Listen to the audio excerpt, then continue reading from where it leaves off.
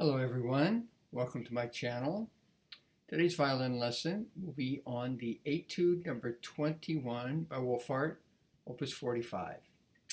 This is a very nice etude.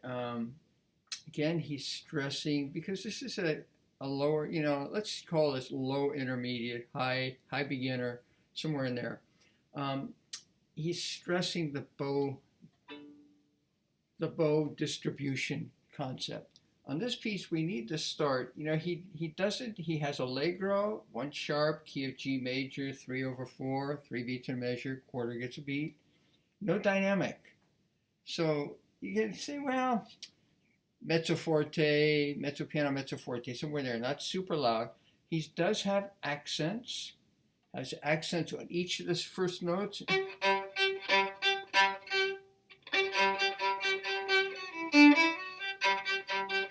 I don't know how much you want to, if you really want to make the accent, you'll have to slow down. So, and that kind of contradicts the allegro, which means bright.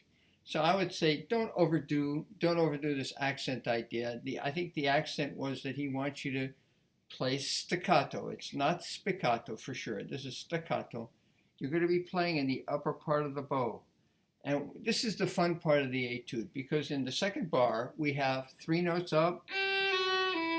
Now, the next separate note, get back out to the point. So you got 3 notes slurred, and you want to save on the second grouping of 3. So it goes.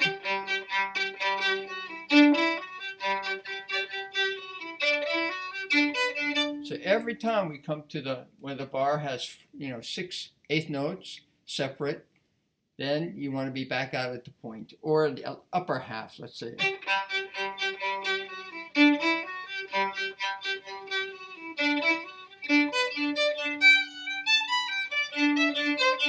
And that goes all the way through the piece. Another fantastic ideas by Wohlfahrt, where it's a doable bowing. It's a little bit challenging because you have to keep recovering. So that part of our brain has to keep controlling the bow while we're doing some different things in the left hand. So I think that about takes care of the bowing. The bowing's going to go through, and of course it's going to feel different when you're playing on the low 2 strings or the upper strings. As I say, take the tempo of allegro, with a grain of salt, not too fast, whatever's comfortable. You want to be able to get this idea.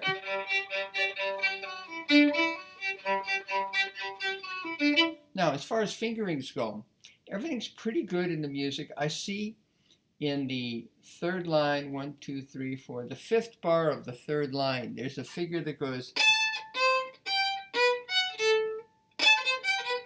You could do the bridging. I found it pretty confusing to bridge. It could be done, but I prefer, because we're doing staccato, there's plenty of time to pick the fingers up. Sorry, excuse me.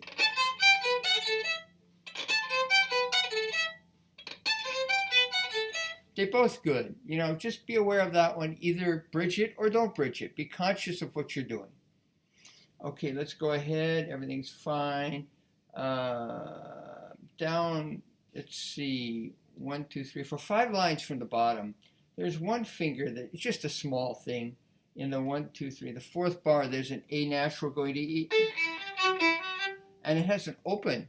I found it's just so natural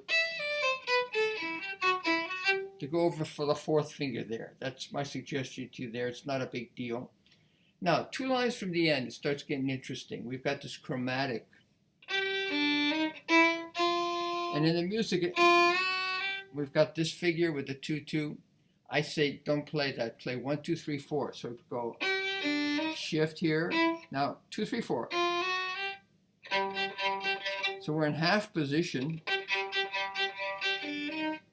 Shift to the E. Now same figure. So I'm playing 1, 1, 2, 3, 4. Now on the last line, the first bar gets a little different because we want to keep it clean. So we play 1, 2, 3, 4. 1, 2, 3, 3, 4. So we have an F natural going to F sharp, 3, 3. And then back to on the second bar, shift on the first finger. The reason is, of course, because of the bowing.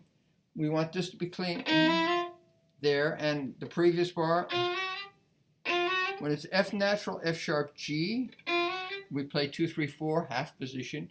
But when it's E flat, E natural, F, we play 1, 2, 3. So the passage goes, this is the third bar, second line from the end. We're starting with a third finger. Shift to 1, play 2, 3, 4. Hold the 4. Shift to 1, 2, 3, 4.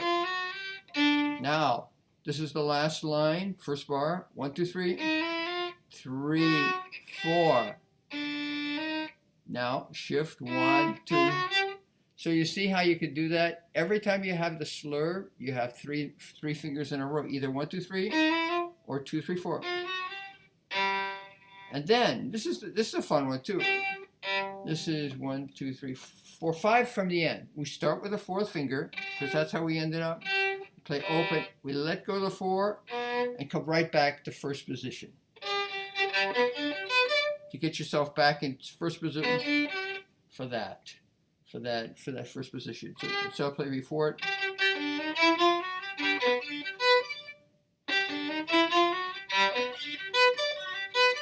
And you're right there at first position. Okay, so this is a very, very nice etude. I notice also, I was glancing through it now, in the third line he breaks the pattern a little bit in the 1, 2, 3, the fourth bar. We've got.